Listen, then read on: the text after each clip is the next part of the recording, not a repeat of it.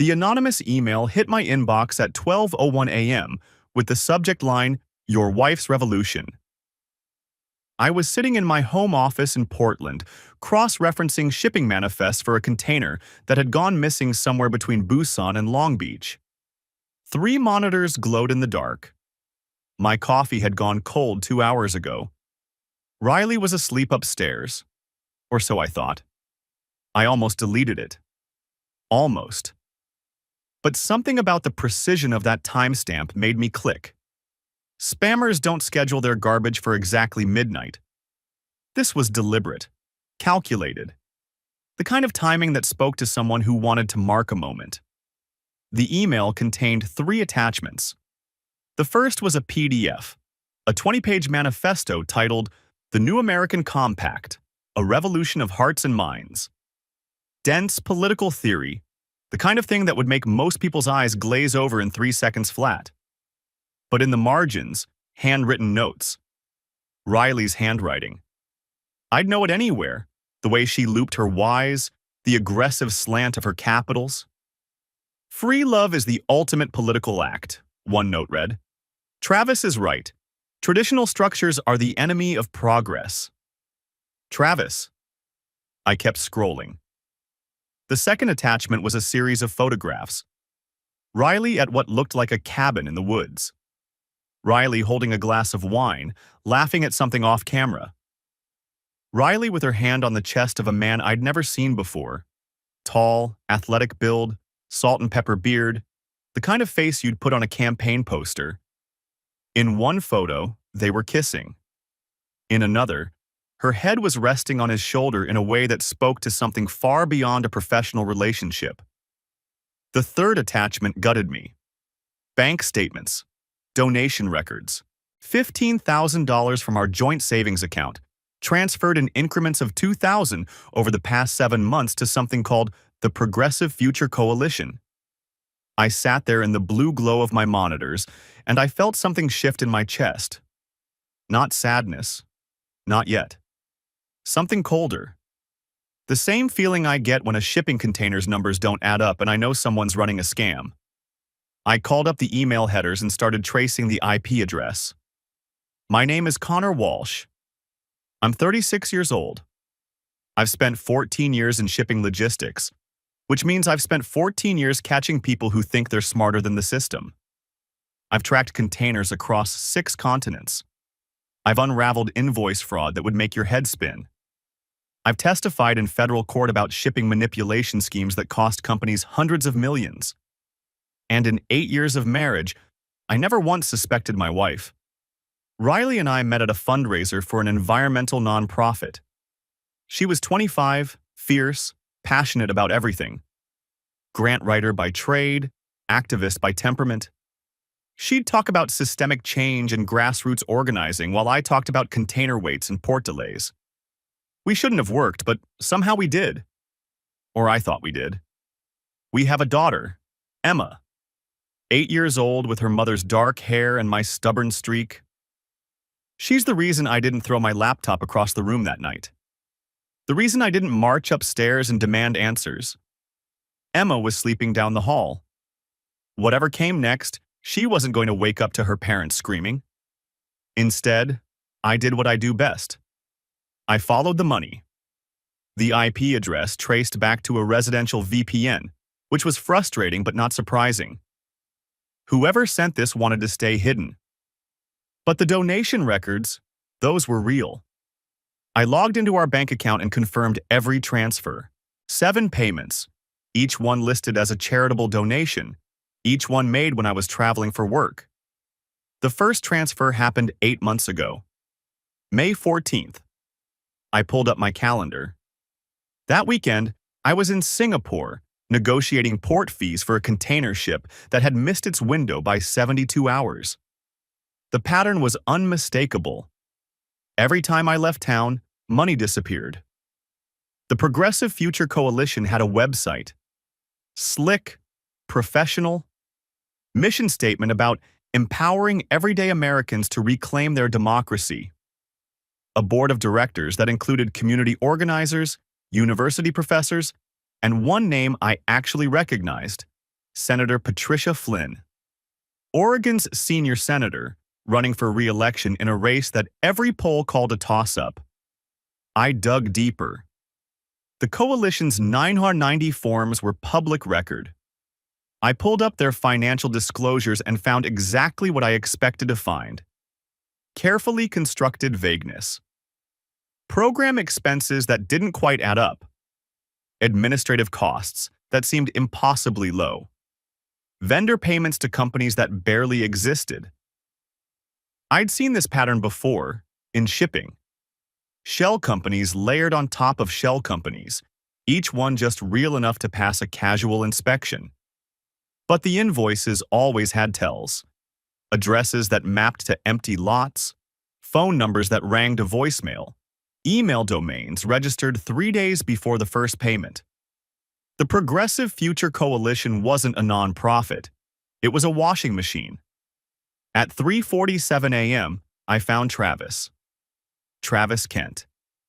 38 years old. Political organizer with a resume that read like a liberal fantasy. Greenpeace, Sierra Club. 3 different Senate campaigns. Currently serving as strategic director for the Progressive Future Coalition and as the unofficial campaign coordinator for Senator Flynn's re-election effort. His social media was carefully curated. Passionate posts about climate justice and economic inequality. Photos from rallies and town halls. A headshot that matched the man in the cabin photos, give or take a few years and a beard trim. I dug into his background. Undergraduate at Berkeley, master's in public policy from Georgetown. Worked his way up through nonprofit organizations, always moving, always networking. His LinkedIn endorsements read like a who's who of progressive politics. But there were gaps. 3 months in 2019 where his employment history went dark. 6 months in 2021 with no social media posts. Time periods that, when I cross-referenced with news archives, coincided with investigations into nonprofit fraud in Seattle and Phoenix. Nothing ever stuck. No charges filed. No convictions. Just whispers and coincidences, and a man who always seemed to land on his feet. I pulled court records from both cities. Found depositions mentioning a strategic consultant who'd helped organizations with donor cultivation. Found complaints from women who'd made large donations and later claimed they'd been misled. Found a pattern that looked exactly like what I was seeing now. Travis Kent wasn't just a cheater. He was a serial predator with a decade-long track record. And somehow, he'd always escaped consequences. Until now. I saved everything. Screenshots, PDFs, database exports. I created a folder on an encrypted drive and named it Insurance. Then I sat back and made a decision. I wasn't going to confront Riley. Not yet. Not until I understood exactly what I was looking at. The next morning was a Saturday. Riley made pancakes for Emma while I pretended to read the newspaper. Every time she laughed, every time she touched my shoulder as she passed, I felt that cold thing in my chest tighten. "You okay?" she asked, sliding a plate in front of me. "You look tired." "Rough night. Couldn't sleep." "You work too hard." She kissed my forehead. Her lips were warm. She smelled like the vanilla shampoo she'd used for as long as I'd known her. "You should take some time off." "Maybe after the election," I said. "Things are crazy at work." She nodded, and something flickered across her face. Relief, maybe? Or guilt.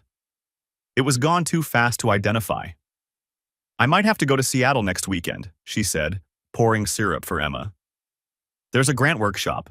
2 days, nothing major." "Sure," I kept my voice even. "Whatever you need." "You're sure that's fine? I hate leaving you alone with Emma on short notice." "Riley, we'll survive. We always do." Emma looked up from her pancakes. "Can I come?" "Not this time, sweetheart." Riley ruffled her hair. "But Daddy will be here. You can have a movie marathon." Emma cheered. Riley smiled. And I sat there cataloging lies. After breakfast, I took Emma to the park while Riley stayed home to catch up on emails. I pushed her on the swings and watched her laugh, and I thought about all the things I was going to have to protect her from in the coming months. "Daddy, why are you sad?" I stopped the swing. "I'm not sad, honey." "You look sad. Your face is doing the thing." "What thing?" She scrunched up her features. "This thing. Like when you're worried about something." 8 years old and she already knew my tells. "I'm just thinking about work stuff. Nothing for you to worry about." "Promise?" "Promise." She accepted that, the way kids do. I wished I could be that trusting again. Monday morning, I called in sick to work. For the first time in 6 years, I told my supervisor I needed a personal day. "Walsh, you've got 3 weeks of unused vacation," he said. "Take all the time you need." Then I drove to the Progressive Future Coalition's registered address, a commercial building in southeast Portland, sandwiched between a yoga studio and a vegan bakery. The kind of neighborhood where everyone has a cause and nobody suspects the cause might be a con. The office was small. Reception area with posters about voting rights. A young woman at the front desk who looked barely old enough to graduate college. "Hi there," she stood up, all bright-eyed enthusiasm. "Can I help you?" "I hope so." I'd prepared for this. "My name's David Becker. I'm a logistics consultant, and I'm interested in volunteering for Senator Flynn's campaign. Someone told me this would be a good place to start." "Oh, wonderful!" She practically vibrated with excitement. "We always need volunteers. Let me see if Travis is available. He handles all our campaign coordination." She disappeared into a back office. I used the 30 seconds alone to scan the room. A whiteboard with county names and numbers, a stack of flyers, a corkboard covered in photographs from various events. And there, in the center of the corkboard, a photo of Riley standing next to Travis Kent. She was holding a clipboard. He had his arm around her shoulders. The caption read, "Our amazing grant team." I pulled out my phone and snapped a picture. Added it to the insurance folder. "Mr. Becker?" I turned. Travis Kent walked toward me with his hand extended, and up close, he was exactly what I expected. Charismatic, confident. The kind of guy who'd call you brother within 5 minutes of meeting you and make it sound genuine. But there was something calculating behind his eyes, something that reminded me of the shipping executives who'd tell you they were doing you a favor while they picked your pocket. "Travis Kent, great to meet you." His handshake was firm, just a little too firm, the kind of grip that's supposed to establish dominance. "David Becker, likewise." "Rachel says you're interested in volunteering?" "I am. Though I'll be honest, I'm more interested in the logistical side. I work in shipping, so I understand supply chains, distribution networks. I figured there might be a way to help with material distribution, that kind of thing." His eyes sharpened. Just slightly. Just enough for me to notice. "Shipping, huh? What company?" "Pacific Maritime Logistics. I'm a coordinator." "Interesting." He smiled, but the warmth didn't reach his eyes anymore. "That's quite a specialized skill set. We could definitely use someone who understands how to move things efficiently." "That's the idea. Let me grab some paperwork." He started toward the back office, then paused. "You know, we actually have someone on our team whose husband works in shipping. Small world. Her name's Riley Walsh. Maybe you know her?" My blood froze. I kept my face neutral. "Walsh? Doesn't ring a bell. It's a big industry." Sure, he smiled again. "Let me get that paperwork." He disappeared into the back office. Through the open door, I saw him pull out his phone and type something quickly before grabbing a clipboard. When he returned, his smile was back in place. "Fill these out, and we'll be in touch. Fair warning, background check takes a few days. Standard procedure for campaign work." "No problem." I took the clipboard. "I've got nothing to hide." "Good, neither do we." That night, Riley got a text that made her leave the dinner table. Sorry, it's work, she said, already standing. I'll be right back. I watched her step onto the back porch, her phone pressed to her ear, her free hand gesturing animatedly. Through the glass, I could see her face, tense, worried, nothing like the calm professional she usually projected. Emma was busy cutting her chicken into perfectly even pieces, a habit she'd picked up from me. Mom's always on the phone now. She's got a lot of projects going on. I guess, Emma frowned. She used to play board games with me. Now she just says she's tired. Things will calm down after the election. Promise? I hated making promises I wasn't sure I could keep. I hope so, sweetheart. When Riley came back, she was pale. Everything okay? Fine. Grant deadline moved up. I might have to go to Seattle earlier than planned. How much earlier? Tomorrow, just for the day. I'll be back by dinner. That's awfully sudden. I know, I'm sorry. She wouldn't meet my eyes. You know how these foundations are. Everything's urgent. Right? I pushed my food around my plate. Whatever you need. After she went to bed, I pulled up Travis Kent's phone records. I shouldn't have been able to do this. But 3 years ago, I'd helped a guy at Verizon untangle a fraud case involving spoofed shipping confirmations. He'd lost 3 years of his career to that investigation before I proved the calls were faked.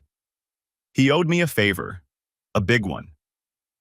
Connor, this is dangerous territory, he'd said when I called. I can't give you content, but I can give you metadata. Times, durations, numbers called. If anyone asks, this conversation never happened. Understood. The records arrived in my encrypted inbox 2 hours later. Travis had called Riley 14 times in the past month. She'd called him 22 times. Their average call duration was 47 minutes. 47 minutes. You don't talk to your project coordinator for 47 minutes? Not unless the project is something else entirely. But here's what made my hands shake. The night of my discovery, at 12:03 a.m., 2 minutes after the anonymous email landed in my inbox, Travis had sent a text to a number I didn't recognize. The message was simple. Package delivered. Watch for fireworks. Someone wanted me to find out, and Travis knew it. The Seattle trip happened 3 days later. Riley packed light. Overnight bag, laptop, a blazer she never wore unless she was trying to impress someone. She kissed Emma goodbye at the door and promised to bring back something from Pike Place Market. I love you, she said to me, just like always. Love you too. The words tasted like ash. The moment her car disappeared around the corner, I was on my computer. I'd installed tracking software on her phone 2 days earlier, something I'm not proud of, but something I'd do again in a heartbeat. Her location showed her heading north on I-5, exactly as expected. Until she didn't. At the turnoff for Seattle, she kept going. Straight through to the 101 junction, then west toward the coast. By the time Emma and I had finished dinner, Riley was in a tiny town called Ocean Pines, population 3,000, at an address that matched a vacation rental on Airbnb. The same rental listed in one of the photos from the anonymous email. I put Emma to bed early, told her I had a headache. She kissed my forehead with genuine concern and told me to feel better, and I sat on the edge of her bed long after she fell asleep, watching her breathe. My little girl. She had no idea her world was about to crack in half. Whatever I did next, I was doing it for her. The next morning, I called Maria Santos. I'd found her name in the donation records. She'd given $12,000 to the Progressive Future Coalition over 9 months, almost exactly the same pattern as Riley's contributions. Her husband, Carlos Santos, worked in commercial real estate. They lived in Phoenix. I'd spent 2 hours researching her before I picked up the phone. 52 years old. Active in charity circles. 3 kids, all grown. A Facebook profile full of photos from fundraising galas and political events. Mrs. Santos, my name is Connor Walsh. I'm calling about your donations to the Progressive Future Coalition. Long pause. Then, carefully, who did you say you were? My wife is Riley Walsh. She works with Travis Kent. I think you and I have something in common. The pause stretched longer this time. I heard breathing. Something that might have been a sob. Oh God, Maria finally said. I thought I was the only one. I drove to Phoenix the following week, told Riley I had a conference in Los Angeles. She was too distracted by her own deceptions to question mine. Be safe, she said when I left. I love you. Love you too. I wondered how many times she'd said those words while Travis Kent's hands were on her body. Maria Santos was elegant and precise in a way that reminded me of my mother. We met at a coffee shop near her house. Her choice, somewhere her husband wouldn't accidentally walk in. She was already there when I arrived, sitting in a corner booth with a cold cup of tea in front of her. Mr. Walsh? Connor, please. She nodded. Within 10 minutes, she was crying.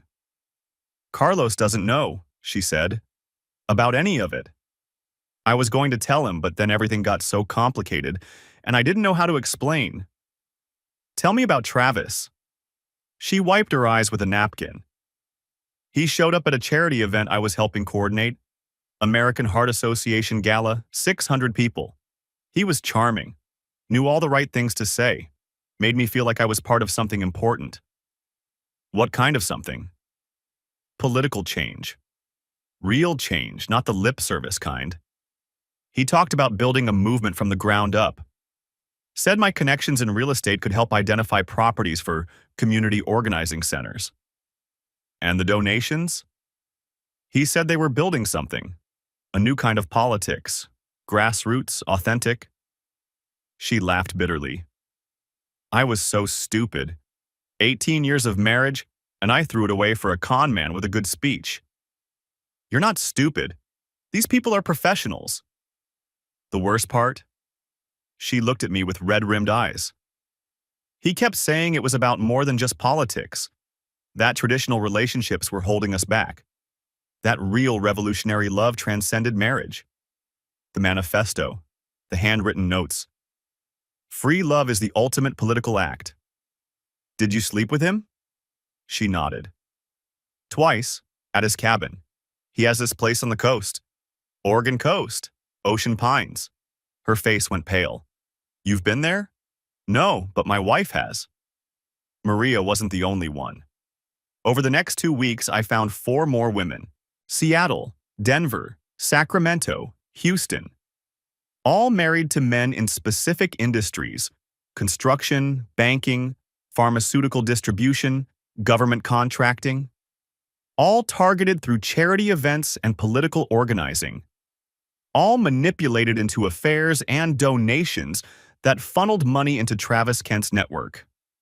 The Seattle woman, Angela Porter, was married to a construction executive whose company had contracts with 3 different political campaigns. He said I was special, she told me over the phone. That I understood things my husband never could. That together, we could change the world. The Denver woman, Rebecca Marsh, was married to a banker who managed accounts for several nonprofits. I created 3 dummy foundations for him, she said. I didn't even realize what I was doing until the money started flowing through my husband's bank. The pattern was too precise to be coincidence. Travis wasn't just a cheater. He was running an operation. And the women he targeted weren't random. Their husbands had access to systems that could help hide money. Riley was a grant writer. She knew how to create nonprofits, manage compliance, navigate federal reporting requirements. In Travis's hands, those skills became weapons. And I'd been the perfect cover. A logistics coordinator whose work kept him traveling, whose skills could hypothetically be used to move money across borders if necessary. I called Maria Santos again. I need you to connect me with the others. Connor, these women are scared. They've all got families, reputations. So do I. But right now, Travis is planning to do this to more people, in other states, in other elections, unless we stop him. Long pause. I'll make some calls. Within a week, I had a conference call with 5 women from 4 different states. We used encrypted software. No names at first, just cities: Seattle, Denver, Sacramento, Houston. He told me I was his soulmate, the Seattle woman said, that our connection transcended ordinary relationships. Same script, Denver said, word for word. He even used the same cabin, Sacramento added. I saw photos on his phone once, recognized the bedroom. The bedroom? Houston's voice cracked. You mean the one with the blue quilt and the wooden headboard? Silence. Then, all at once, 4 women realizing they'd shared more than a con man. He's going to pay for this, Maria said quietly. Tell us what you need. I built a timeline, a map, a database of every connection I could find. And slowly, the picture came into focus. The Progressive Future Coalition was the hub, but there were a dozen other organizations feeding into it. Political action committees, community groups, educational foundations. Each one filed the right paperwork, held the right meetings, did just enough legitimate work to pass inspection. But the money flowed one direction, into Senator Patricia Flynn's campaign. Hidden behind layers of nonprofit transfers and vendor payments, hundreds of thousands of dollars in illegal contributions had been laundered into the race that would determine Oregon's political future. I had evidence of a federal crime. Multiple federal crimes, actually. Wire fraud, conspiracy, FEC violations that could put people in prison for decades. And my wife was at the center of it. Connor, we need to talk. Riley found me in my office 3 weeks after the anonymous email. I was so deep in a spreadsheet that I hadn't heard her come in. She was pale, tired. She looked like she hadn't slept in days. Sure, I minimized the screen. What's up? She sat down in the chair across from my desk. For a long moment, she didn't say anything. Just looked at me with an expression I couldn't read. I know you know, she finally said. I kept my face neutral. Know what? About Travis, about the donations, about... She swallowed hard. About everything. How? Because you haven't touched me in 3 weeks. Because you check your phone every time I leave the room. Because you're too smart to miss $15,000, Connor. You've always been too smart for that. I leaned back in my chair. So tell me. The dam broke. She cried. Ugly, heaving sobs that shook her whole body. She apologized over and over. She explained about the charity event where she'd met Travis, the conversations that started professional and turned personal, the way he'd made her feel seen and important after years of feeling like background noise in her own life. I was lonely, she said. Emma started school. And suddenly I had all this time and you were always traveling and Travis was there and he said all these things about revolution and change and being part of something bigger than yourself. So you slept with him. She flinched. Yes. How many times? Connor, please. How many times, Riley? I don't know. 12, maybe more. I felt something inside me die. Not with a bang, but with a quiet, final whimper. And the money? $15,000, Riley. I worked double shifts to build that savings. She went quiet.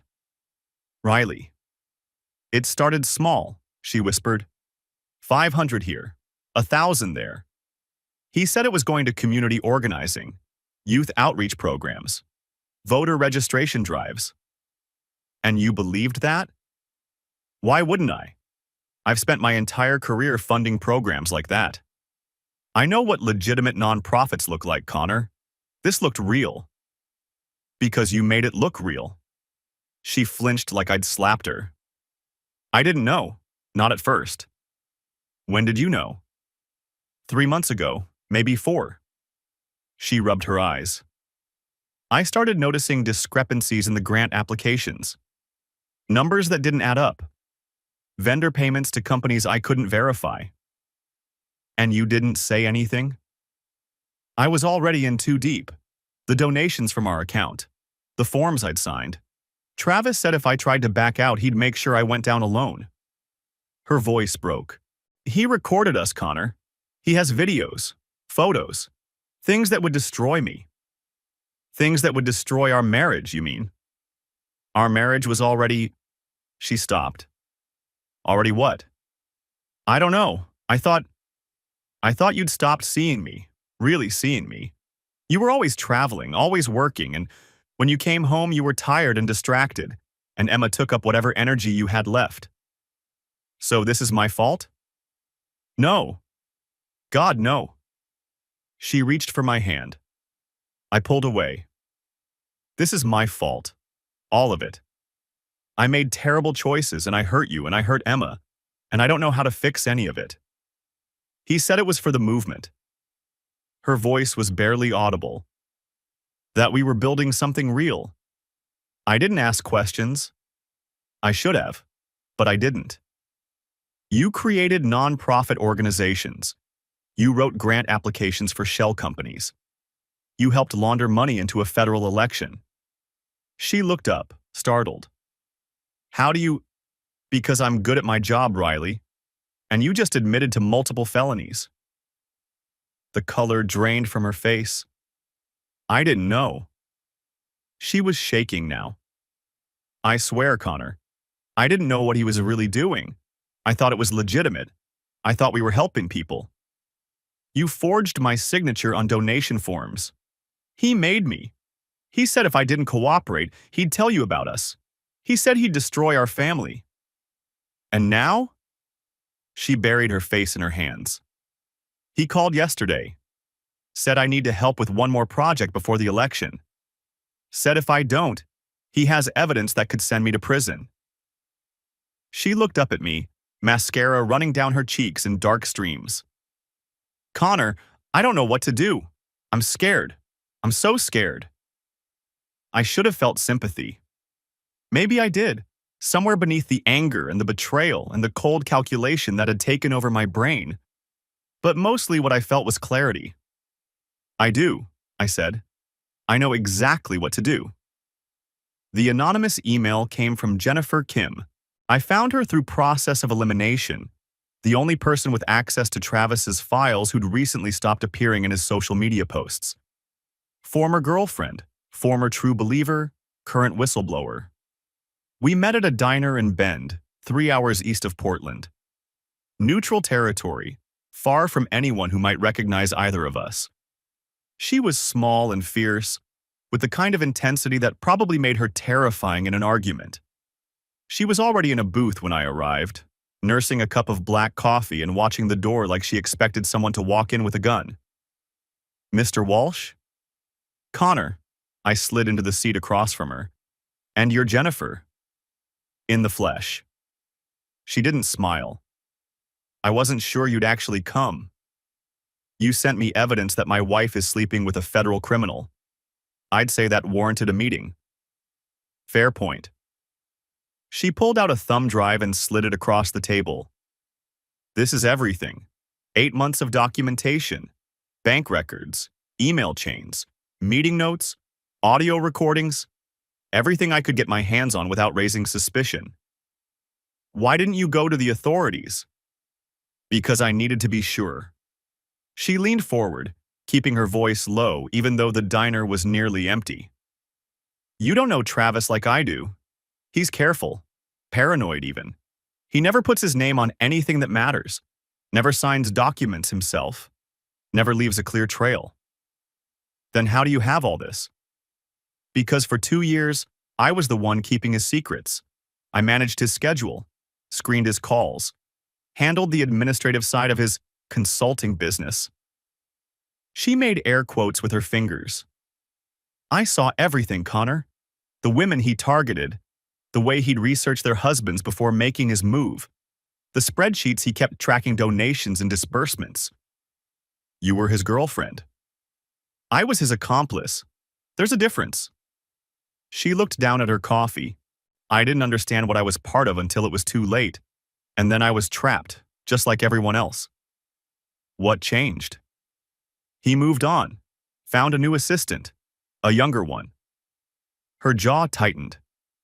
Apparently, revolution works best with someone who doesn't ask questions. You're doing this for revenge. I'm doing this because it's right. But yeah, if he ends up in prison and loses everything he's built, that's a bonus. She met my eyes. Don't pretend you're not here for the same reason. I couldn't argue with that. If I went to the FBI with half a case, she continued, he'd slip away and start over somewhere else. I've watched him do it before. Seattle, 2019, Phoenix, 2021. Every time someone got close, he'd relocate, change the organization name, find new marks. So you needed someone who could trace the money. I needed someone who understood logistics, who could map the network and show how all the pieces connect. She smiled grimly. Your wife gave me everything I needed to find you. Bragged about her logistics expert husband who could track anything across the globe. She talked about me? All the time. Travis used to joke about it. Said you were the perfect husband. Successful enough to provide cover, clueless enough to never notice what was happening under your own roof. The words hit like a punch. Nice. Sorry, but you needed to hear it. Travis doesn't just seduce women, Connor. He studies their entire lives. Figures out how to use everything around them, their skills, their connections, their families. You weren't just Riley's husband. You were a resource he planned to exploit. How? Shipping manifests, international logistics. Money moves easier when you have someone who understands how cargo crosses borders. She paused. Did Riley ever ask you about your work? About specific shipments or companies you dealt with? I thought back. A few times. I thought she was just being interested. She was gathering intelligence. For him. I felt sick. Everything I'd shared over dinner, every work story I'd told trying to connect with my wife, all of it had been fodder for a criminal enterprise. I figured if anyone could follow the trail, Jennifer said, it was you. You could have called? And you would have believed a stranger calling out of the blue? No. You needed to see it for yourself. The manifesto, the photos, the donations. You needed to feel what I felt when I realized the man I loved was using me. I opened my laptop and showed her my research. The shell companies, the donation patterns, the multi-state network of targeted women and compromised husbands. Her eyes went wide. Holy hell, I knew it was big, but this? Senator Flynn is directly involved. I have emails proving she knew about the money laundering. Jennifer sat back. That changes everything. It does, and I have an idea for how we take them all down, but I need your help. She didn't hesitate. Tell me what you need. The next 3 weeks were the most focused of my life. I built a team. Maria Santos, who had accounting experience and a desperate need for redemption. Jennifer, who had insider knowledge and evidence. My shipping buddy at Verizon, who owed me enough to help with communications monitoring. A guy named Pete, who'd worked federal investigations for 20 years and now ran his own security firm. This is real, Connor. Pete looked over my files with a low whistle. This is the kind of case that makes careers, or ends them. Which is why we need to do it right. You're talking about taking down a sitting U.S. senator 3 weeks before an election. The optics alone. I don't care about optics. I care about putting these people in prison. Pete studied me. This is personal for you. Does that matter? It matters if it affects your judgment. My judgment is fine. My wife helped launder campaign funds and slept with the man who organized the whole thing. I've had 3 weeks to process that. What I'm focused on now is making sure every single person involved faces consequences. Pete nodded slowly. All right, what's the plan? We had to time it perfectly. Too early, and Travis would flee. Too late, and he'd be protected by election victory. We needed to hit him during the campaign, when maximum exposure would cause maximum damage. I also had to handle Riley. I need you to pretend nothing has changed, I told her. Go to the meetings. Do what Travis asks. Act normal. You want me to help you trap him? I want you to help yourself. Right now, you're a co-conspirator in federal crimes. If you cooperate with the investigation, give testimony, help us document everything, maybe you get a deal. She stared at me for a long moment. You're willing to send me to prison. I'm trying to keep you out of prison, but I need your help. And if I don't? Then you're on your own. It took 3 days for her to agree. 3 days of crying and arguing and Emma asking why Mommy was so sad. 3 days of sleeping in separate rooms and eating dinner in silence. 3 days that aged me a decade. But she agreed. And then we went to work. The trap came together in October. Jennifer reached out to Travis with a proposal. A wealthy donor who wanted to give $500,000 to the cause, but only if he could meet the key players in person. Travis was suspicious. He was always suspicious, but $500,000 was too much to ignore. He's asking questions, Jennifer reported during one of our planning calls. Wants to know where the money's coming from, whether Henderson has political connections that could complicate things.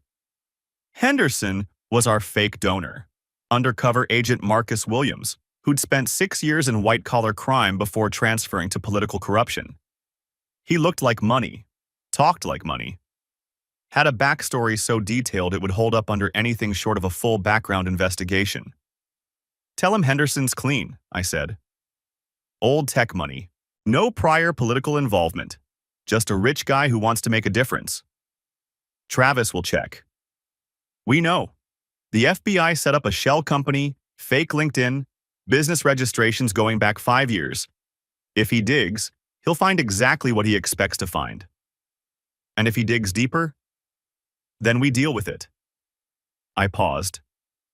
Jennifer, if you're having second thoughts, I'm not. Her voice was steel. I want to watch his face when the handcuffs go on. He's taking the meeting, Jennifer called to tell me 3 days later. October 15th, downtown Portland. He's bringing Flynn. The senator herself? For $500,000, she'd meet in a dumpster. We set up the sting at a downtown Portland hotel. Conference room on the 3rd floor. Neutral territory, the kind of space wealthy donors used for discreet meetings. Hidden cameras in the ceiling fixtures. Microphones in the table's built-in conference system. FBI agents in plain clothes throughout the building. The night before, I barely slept. Kept running through scenarios. What if Travis smelled a trap? What if Flynn refused to say anything incriminating? What if something went wrong and they walked away clean? Pete called at midnight. You ready for this? No.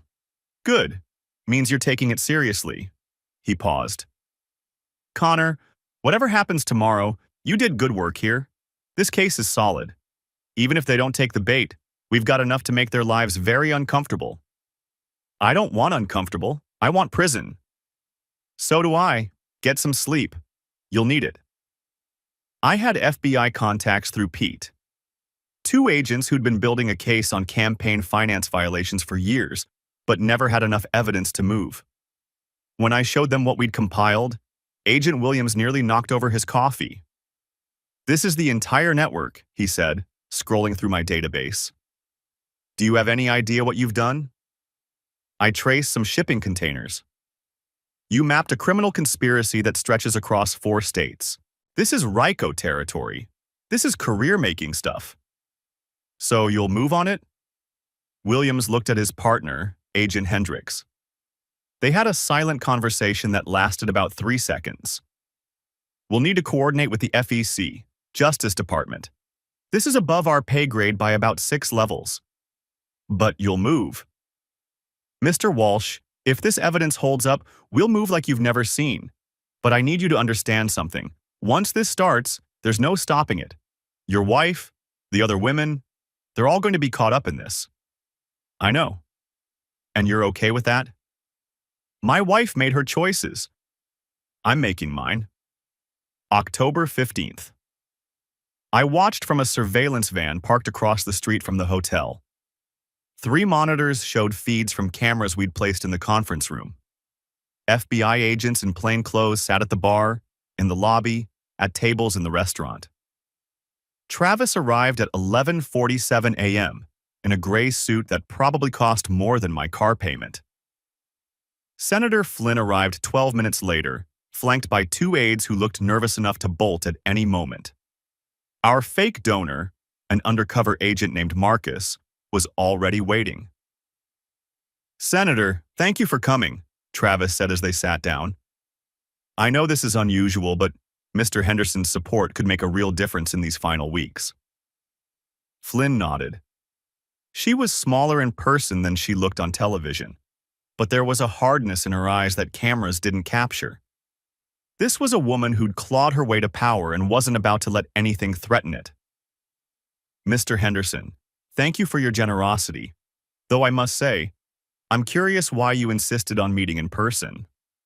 Marcus smiled the easy smile of someone who'd done this 100 times. "Because I want to understand exactly where my money is going. The coalition's work is impressive, but I want assurance that my contribution will be properly directed." Travis and Flynn exchanged a look. This was the moment. Either they'd take the bait or walk away.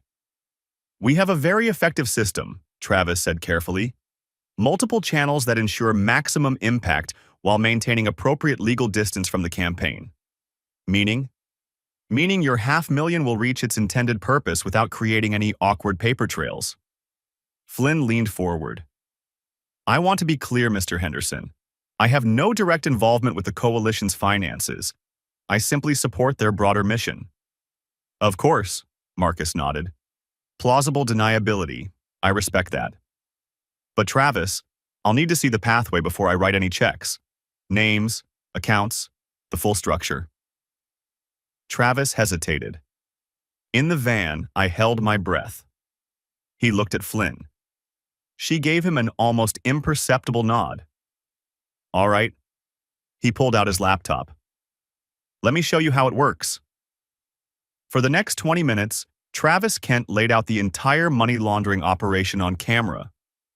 The shell non-profits, the vendor invoices, the layered transfers. He even mentioned specific amounts in specific races in other states where they'd run similar operations. "We've done this in Arizona, Colorado, California," he said, clicking through slides. "The key is recruiting women with the right skill sets: grant writers, accountants, anyone with non-profit experience. We bring them into the fold, get them emotionally invested, and suddenly you have an army of volunteers who'll do anything you ask." Senator Flynn sat there the whole time, nodding and occasionally adding details. At one point, she actually corrected Travis on a dollar figure. "It was $700,000 in California, not 5, she said. "Remember, we had to route it through 3 additional foundations because of that audit scare." In the surveillance van, Agent Williams let out a long breath. "She's done. They're both done." When Travis finished his presentation, Marcus smiled. "That's very impressive. But I want to understand the personnel side too. Who are your key operatives?" "Mostly women we've cultivated through grassroots organizing." Travis leaned back, proud of himself. "We identify targets whose husbands work in useful industries, banking, shipping, real estate. Then we bring them into the fold, make them feel like they're part of something revolutionary." "And they help move the money?"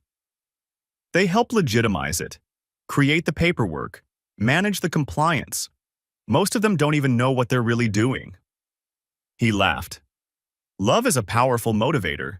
You'd be amazed what people will do when they think they're in love." In the surveillance van, I watched my wife's face on one of the secondary monitors.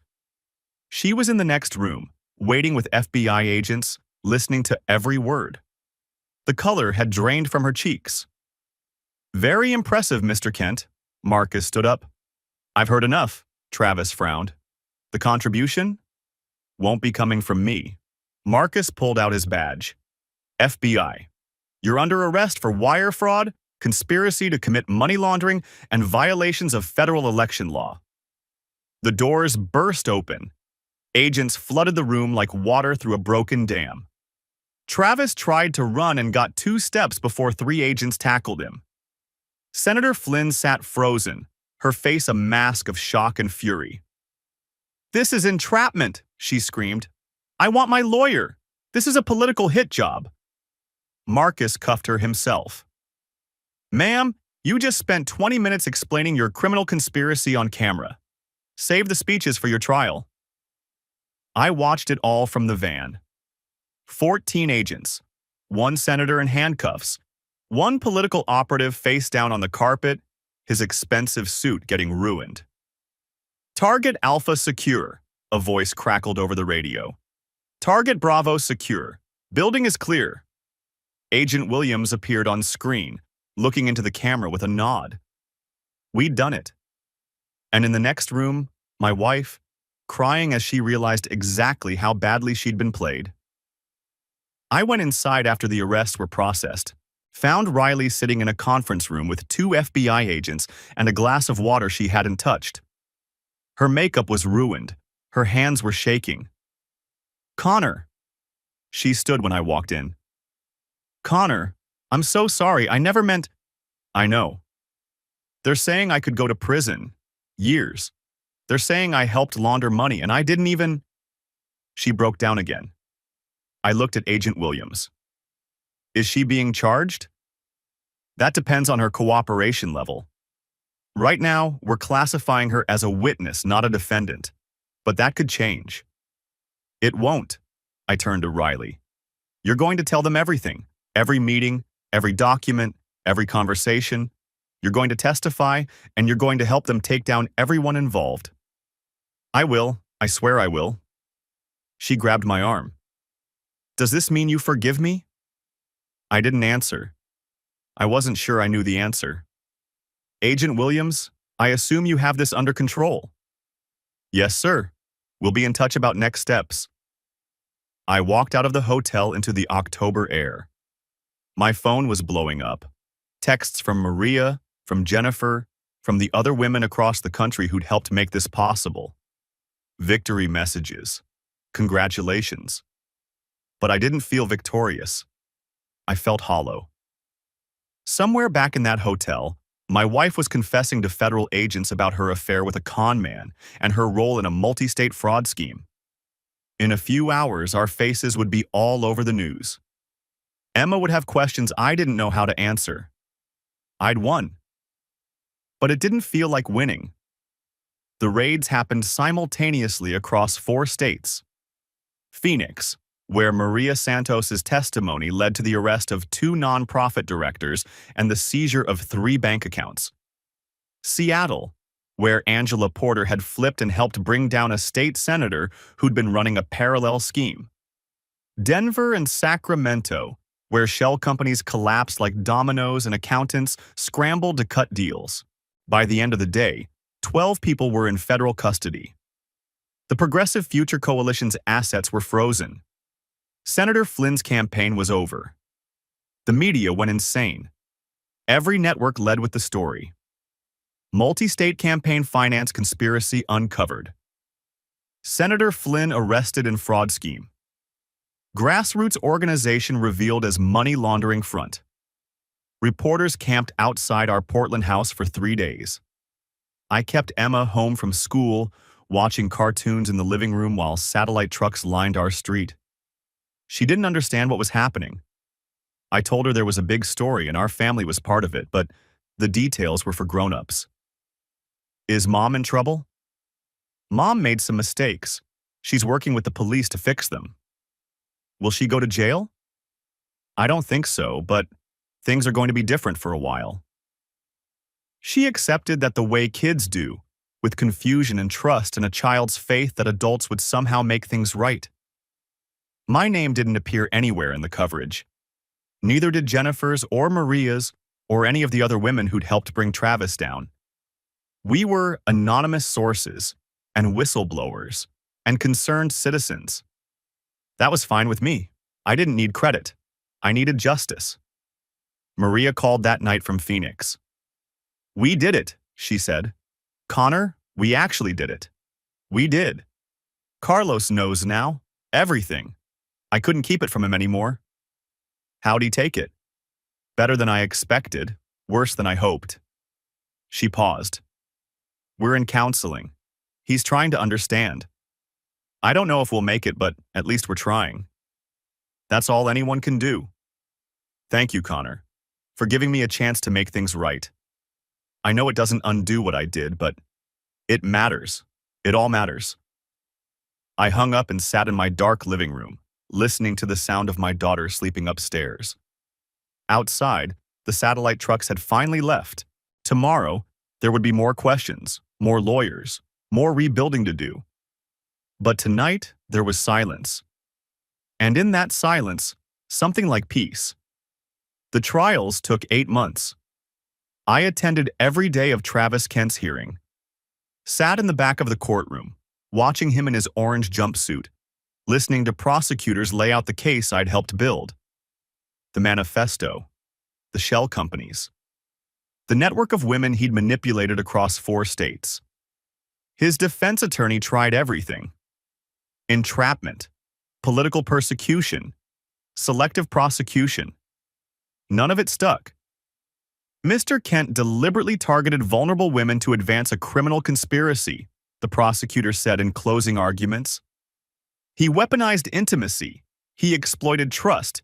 He corrupted the democratic process for personal and political gain. This wasn't activism. This was predation. Travis testified in his own defense. Bad move. On the stand, stripped of his charisma and confidence, he came across as exactly what he was: a manipulator who'd run out of people to manipulate. "I believed in what we were doing," he said at one point. "Real political change requires sacrifice." "Did the women you seduced know they were being sacrificed?" the prosecutor asked. He didn't have an answer. Travis Kent got 15 years in federal prison. Wire fraud, conspiracy, money laundering, and a dozen FEC violations. The judge called him a predator who weaponized intimacy for political gain. I was in the courtroom when they read the sentence. Watched his face go pale. Watched the marshals lead him away in handcuffs. Felt nothing. Senator Patricia Flynn got 8 years. She tried to claim she was manipulated, that Travis had deceived her, but the evidence was overwhelming. Her own emails proved she'd known about the scheme from the beginning. She'd approved transfers, suggested targets, even recruited one of the women herself. Senator Flynn betrayed the public trust, the judge said. She took an oath to serve the people of Oregon, and instead, she served her own ambition. Democracy depends on integrity. When elected officials abandon that integrity, the consequences must be severe. 5 other operatives got sentences ranging from 3 to 10 years. 2 state legislators lost their seats and faced their own criminal charges. 3 nonprofit directors faced civil penalties that bankrupted them. The whole network dismantled. The whole conspiracy exposed. And Riley. Riley cooperated fully. She testified against Travis in exchange for immunity on the most serious charges. She gave depositions that lasted days. She sat in a federal courtroom and answered questions about her affair, her deception, and her crimes while reporters scribbled notes and cameras flashed. In the end, she got 3 years probation, 2,000 hours of community service, and $47,000 in restitution. She also got divorce papers.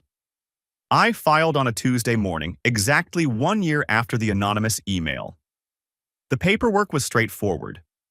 No contest divorce, full custody of Emma, equitable division of assets minus the stolen donations. Riley didn't fight it. I don't think she had any fight left. We sat across from each other in a mediator's office while lawyers shuffled papers. She looked older than 34.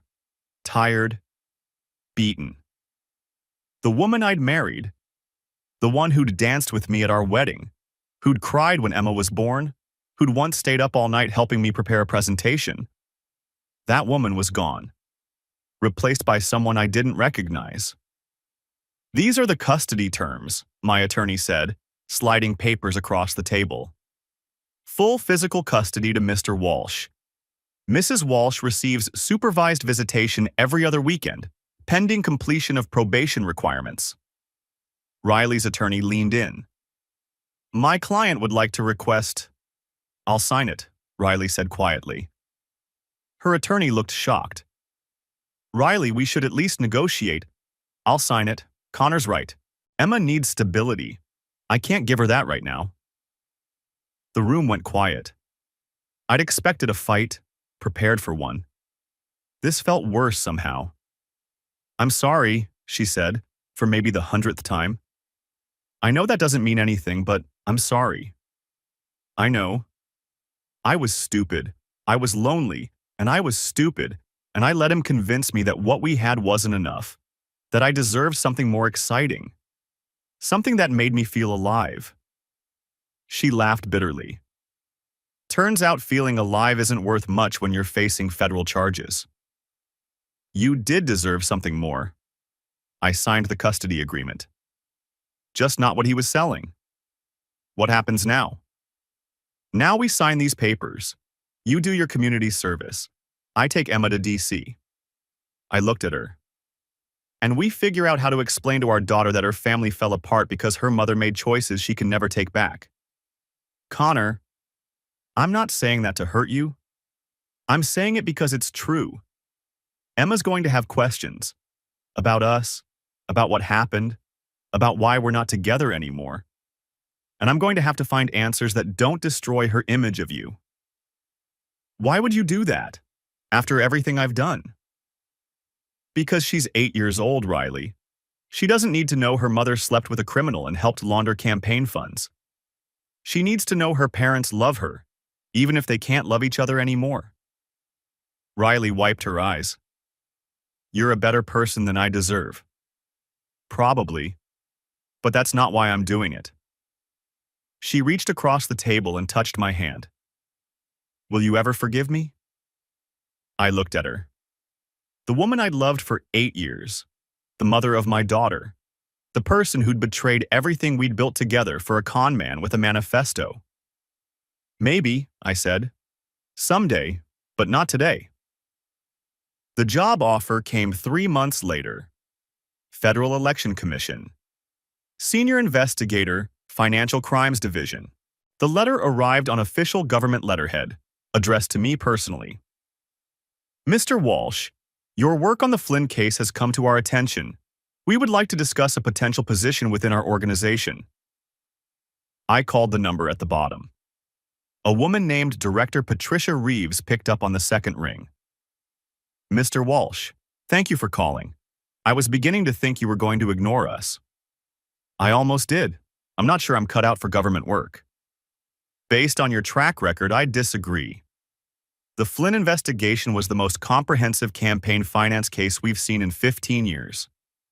You mapped a network that our agents had been chasing for half a decade. I had help. A lot of help. Which shows leadership ability. You built a team, coordinated across state lines, managed multiple witnesses, and delivered a case that resulted in 15 federal convictions. She paused. Mr. Walsh, we need people who understand how money moves, who can trace financial crimes that cross borders and jurisdictions. Your shipping background makes you uniquely qualified. What about my personal involvement? The fact that my wife was part of the scheme? Frankly, that's one of the reasons we're interested. You had every reason to let emotion cloud your judgment. Instead, you built a methodical case that held up under scrutiny. You turned a personal tragedy into public service. She paused again. The job is yours if you want it. Take a few days. Talk to your daughter. Let me know. I talked to Emma that night. Sat her down at the kitchen table and explained that Daddy had a chance to do something important, but it would mean moving to a new city. Would I have to change schools? Yes. Would I make new friends? I hope so. Would Mom come with us? That one hurt. No, sweetheart. Mom's gonna stay here. But you'll visit her. We'll work it out. She thought about it for a long moment. 8 years old, and she was already learning to weigh difficult choices. Will you be happier in the new city? I think so. Then let's go. Emma and I moved to Washington, D.C. in August. New apartment in a neighborhood with good schools, new routines, new life. She cried for a week, missing her friends, missing her mother, missing everything familiar. Then she made new friends, found a new teacher she loved, started drawing pictures of the Washington Monument to put on our refrigerator. I started work on a Monday. The first case on my desk involved a super PAC that had funneled $3 million into a house race through a network of LLCs. I traced the money in 2 weeks. You do good work, Director Reeves told me after I submitted my report. Fast, thorough, methodical, exactly what we need. I just follow the patterns. Most people can't see the patterns. That's what makes you valuable. She paused. There's another case coming in. Bigger. Multi-state, like Flynn. You interested? Always. The work consumed me in a way my shipping job never had. Every case felt personal now. Every scheme I unraveled, every criminal I helped convict. It all felt like part of the same mission: protecting democracy, ensuring elections meant something. Some nights I worked until midnight, Emma asleep in her room while I traced shell companies across 3 time zones. Other nights I forced myself to stop, to make dinner, to help with homework, to be present. You're different now, Emma told me once. Good different. How so? You smile more, even when you're working. She was right. I'd found something in the wreckage of my marriage. A purpose. A reason to get up in the morning that had nothing to do with Riley or Travis or what they'd done. Jennifer Kim called in October. She'd moved to New York, started working for a nonprofit that investigated political corruption. Guess what case just landed on my desk, she said. Tell me. Same pattern as Travis. Different state, different players, same playbook. Someone's running a copycat operation in Florida. Send me what you have. Already did. Check your encrypted folder. I pulled up the files. She was right. The signatures were unmistakable. I'll coordinate with the Miami field office, I said. We'll have agents on this by Friday. Connor? Yeah? Thanks for everything. You started this, Jennifer. I just followed the trail. The school presentation happened on a Thursday in November. Emma's 3rd grade class was doing a unit on community heroes, and each kid had to present about someone they knew. I didn't know she'd chosen me until her teacher called. I sat in a tiny chair at the back of the classroom, surrounded by other parents feeling awkward and oversized. Emma stood at the front, holding a poster board covered in newspaper clippings and hand-drawn charts. My dad is Connor Walsh, she said. His job is to protect democracy. She explained, in 8-year-old terms, what I did. How I traced money. How I found bad guys who tried to cheat in elections. How I helped make sure everyone's vote counted. Before he worked for the government, my dad found some really bad people who were trying to steal an election. He was like a detective, except with numbers instead of fingerprints. She held up a drawing of a man with brown hair and glasses sitting at a computer. Behind him, bars imprisoned stick figures with angry faces. He put them in jail because they were cheating, and now he helps find other cheaters so elections are fair for everyone. The other parents applauded. Emma beamed. Afterward, she ran over and threw her arms around me. Did you like it? I loved it, sweetheart. I told everyone you're a hero. I'm not a hero, Emma. I just pay attention. That's what heroes do, she grinned. Miss Patterson said so. I held her tight and didn't say anything else. Sometimes there's nothing to say. That night, after Emma went to bed, I sat on the balcony and looked out at the city. The Capitol dome glowed in the distance. Cars moved along the streets below. Somewhere out there, people were scheming, running cons, trying to manipulate the system. And somewhere out there, people like me were watching. My phone buzzed. A text from Lauren Mitchell, the ethics attorney I'd been seeing for the past few months. Still on for Saturday? Wouldn't miss it. Emma's okay with me coming to the museum? She requested you specifically. Something about needing someone who knows the good dinosaur facts. I have excellent dinosaur facts. I smiled. First real smile in a long time. A year ago, my life had shattered. My wife had betrayed me. Everything I thought I knew had turned out to be a lie. But I'd built something new. A career that mattered. A daughter who was thriving. A future that didn't depend on anyone else's honesty. Travis Kent was in prison. Senator Flynn was in prison. Riley was in Portland, rebuilding her life, seeing Emma every other weekend. And I was here, doing work that mattered, raising a kid who made me proud, maybe even starting to feel something like hope again. Emma's poster was on the refrigerator. The stick figure version of me, sitting at a computer, putting bad guys behind bars. Democracy defender. I could live with that.